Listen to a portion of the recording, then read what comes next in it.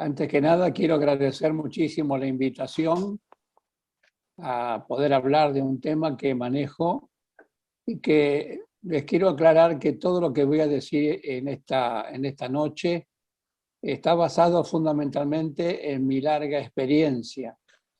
Por eso hago recomendaciones que están basadas fundamentalmente en mi experiencia.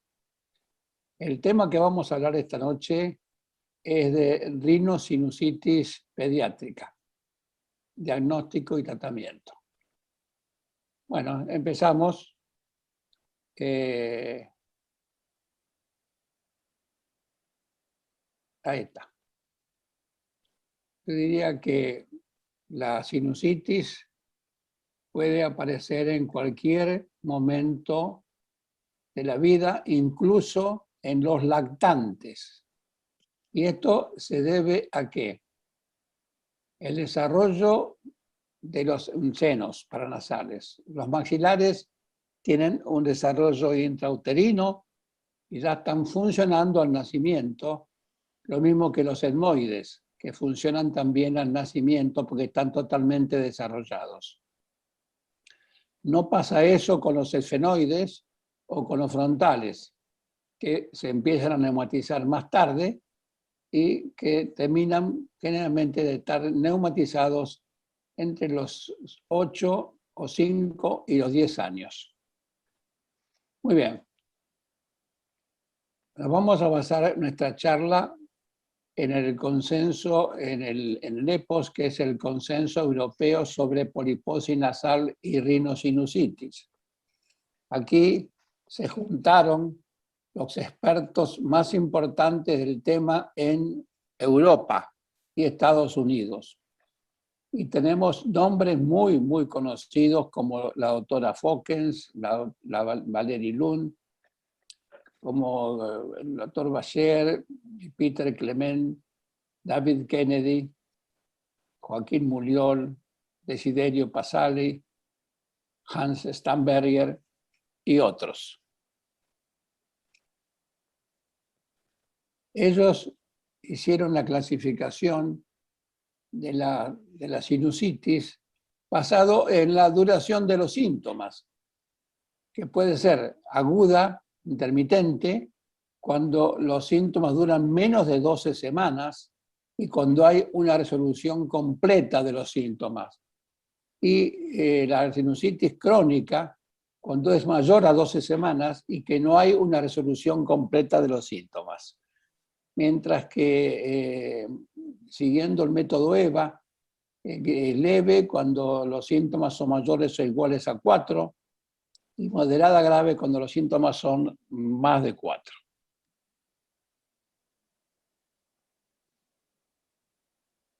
Vamos a hablar de la rinosinusitis aguda leve.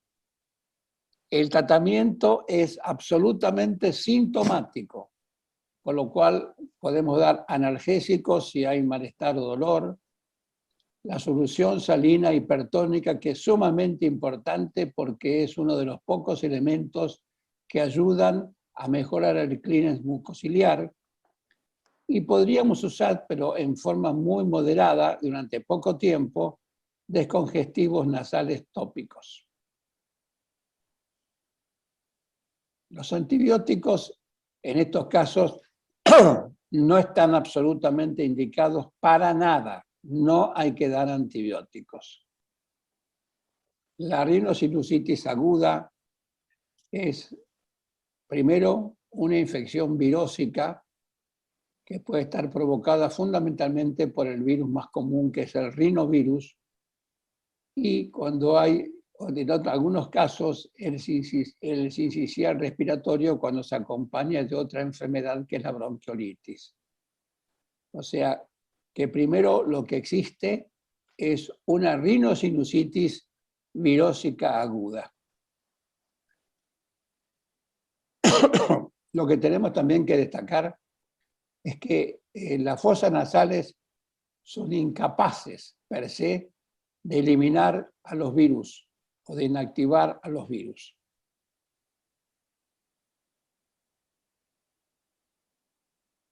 La infección ocurre rápidamente y los síntomas como los comunes, como son el dolor de la faringe, el moco nasal y la obstrucción nasal, aparecen entre las 8 y 12 horas de iniciado el proceso. Las virosis van mejorando paulatinamente con un tiempo máximo de duración de, yo diría, 15 días. Lo que hay que tener en cuenta como recomendación es el ingreso escolar como factor de mayor riesgo, porque el niño sale de su casa, que está cuidadito, que está entre algodones, y se junta con el resto de la barra brava. Y ahí empiezan los contagios. Hay que esperar la evolución natural de la virosis, que es más o menos entre 5 a 6 días, a 10 días, pero no hay que dar antibióticos porque el moco de color, cuando uno ve, el médico ve moco de color, está pensando que hay una infección bacteriana, pero eso no es así. O sea, antes de los 10 días, el moco de color no implica absolutamente una infección bacteriana y por lo tanto no hay que usar antibióticos. Entonces, las recomendaciones serían no usar el antibiótico en los primeros días de una rinosinusitis virósica, identificar la concomitancia alergia con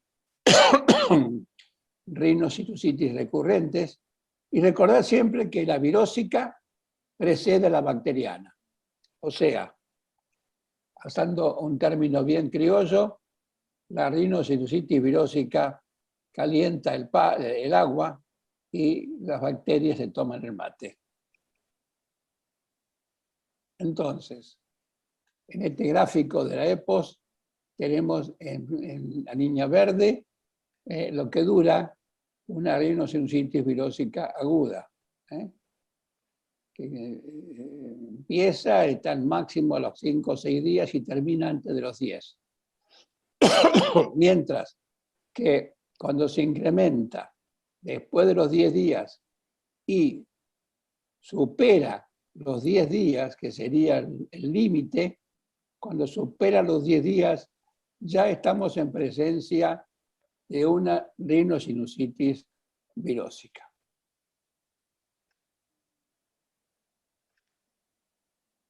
Se ha discutido mucho sobre la fisiopatología de la rinosinusitis en los niños, porque es compleja, mal interpretada, y antes se pensaba que había una infección virósica o alergia. Esto llevaba a una obstrucción de los meatos y esto llevaba a la infección, a la sinusitis bacteriana aguda.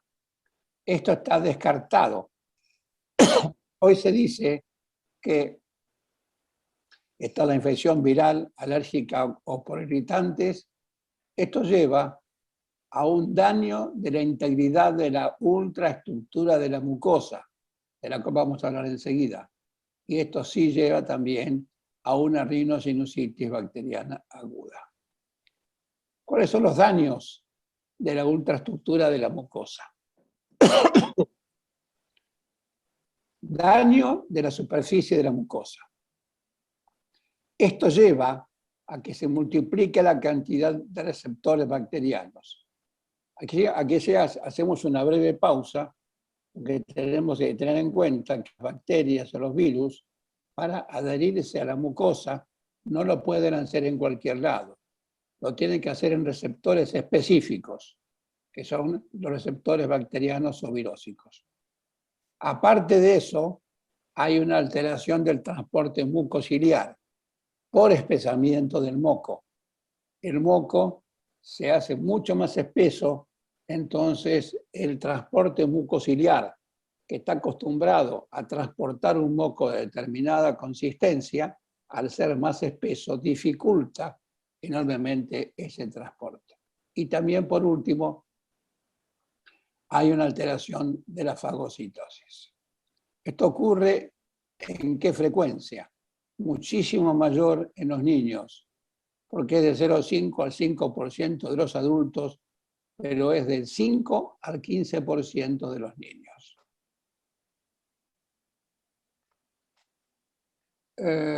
hay otros factores que son inherentes al huésped, como por ejemplo las anormalidades anatómicas, factores genéticos, síndromes craneofaciales o enfermedades sistémicas, con el síndrome de Down a la cabeza.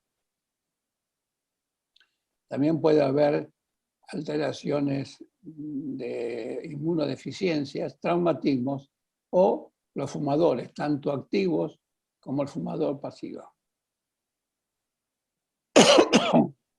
Hay también, perdón, hay también muchas referencias de que el sonarse fuertemente la nariz ayuda a introducir gérmenes patógenos desde la nariz a los senos paranasales. Uno está acostumbrado a sonarse la nariz de la siguiente manera: se aprieta las fosas nasales y suena primero a un lado manteniendo tapada la otra y viceversa. Esto no hay que hacerlo, porque al hacer esto envía las bacterias a través de la trompa, los envía a los senos paranasales. ¿Cuáles son los síntomas mayores? Por supuesto, la descarga nasal o rinorrea, la congestión, nariz tapada, el goteo postnasal, que es muy importante, porque ese goteo postnasal puede acompañarse de un carraspeo para tratar de eliminar ese goteo que es característico de la enfermedad, la fiebre, que no es muy importante ni es muy alta, y la tos persistente. La tos, vuelvo a repetir, es una tos absolutamente improductiva. No es una tos productiva como la que cuando uno tiene tos, forma el esputo y después lo elimina. Acá no hay formación de esputo. Es una tos improductiva. Entonces, los síntomas mayores serían el moco retronasal y las alteraciones en la fascia que se ven en estos niños. ¿Cuáles serían los síntomas agregados? La tos matutina con o sin vómitos de flemas, las náuseas o los vómitos, pero no es frecuente esto. Lo que sí es frecuente es la halitosis. Cuando un niño tenga una rinosinusitis, la madre, cuando el niño se despierta, huele su aliento y con esto se va a poder dar cuenta de que el chico está con un problema. Hay una irritabilidad creciente y otra cosa que puede ocurrir, aunque tampoco es muy frecuente y es bastante mínima, es una pérdida parcial del olfato. ¿Qué pasa cuando hay una complicación, como en este caso? Fiebre alta o persistente, edema periorbital como se ve en este niño, severo dolor facial o dental, hay alteraciones de diplopia y también hay unas alteraciones del estatus mental y a veces un desplazamiento del globo ocular. Esto nos está hablando de una complicación que debemos diagnosticar y tratar en forma inmediata. Lo que tenemos también que recalcar como una recomendación es que el diagnóstico de una rinosinusitis bacteriana aguda es eminentemente clínico.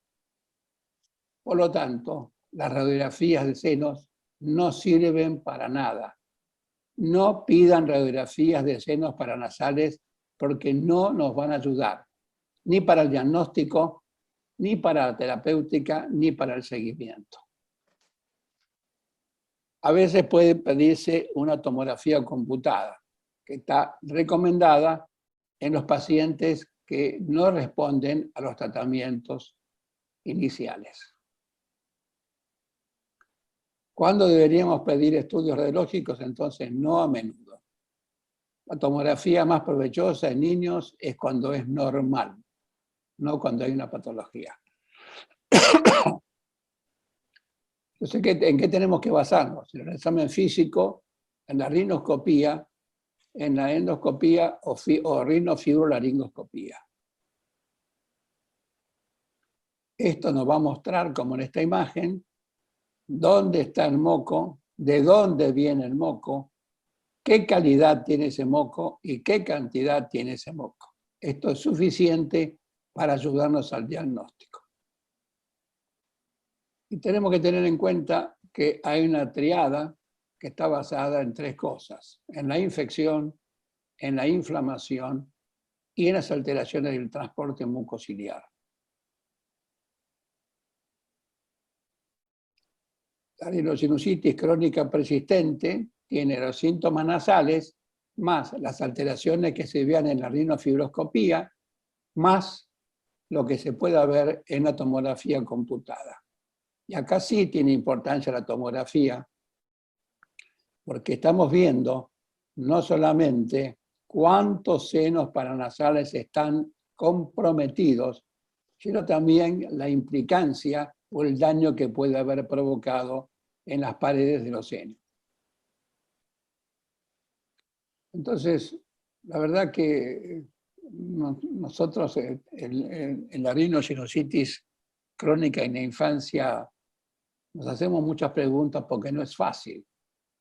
¿Es lo mismo la crónica en los niños que en la edad adulta? Por supuesto que no. ¿Tienen la misma frecuencia? Por supuesto que sí, es mayor en los niños. Hay muchas infecciones de las vías aéreas superiores que enmascaran a una rinosinusitis crónica. ¿Cuáles pueden ser las causas agregadas, fisiopatológicamente hablando, de una rinosinusitis? La disquinesia sinovial primaria, la fibrosis quística, el reflujo, el biofilm, alteraciones inmunológicas, alteraciones anatómicas, adenoiditis crónica o alergia. Clínicamente, la rinitis alérgica prolongada es un factor predisponente de la rinosinusitis crónica. Histológicamente, la rinosinusitis crónica sin poliposis es caracterizada por una inflamación neutrofílica y con poliposis es eosinofílica. Se altera el transporte mucociliar, hay edema de la mucosa, hay hiperreactividad mucosa ante agentes específicos e inespecíficos y hay un estrechamiento o cierre del ósteo.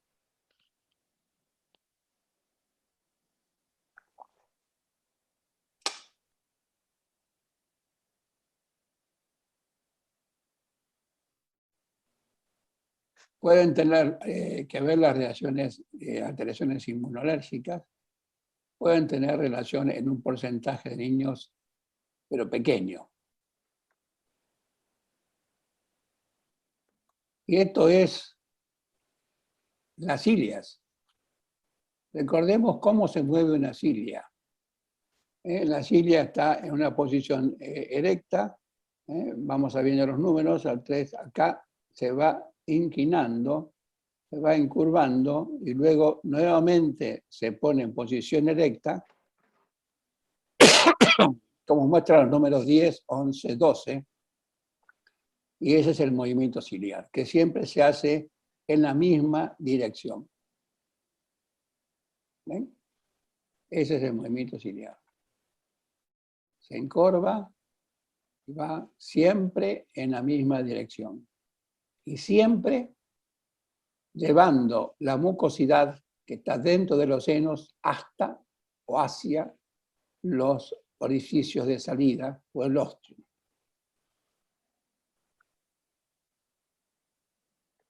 Es una enfermedad genética autosómica recesiva.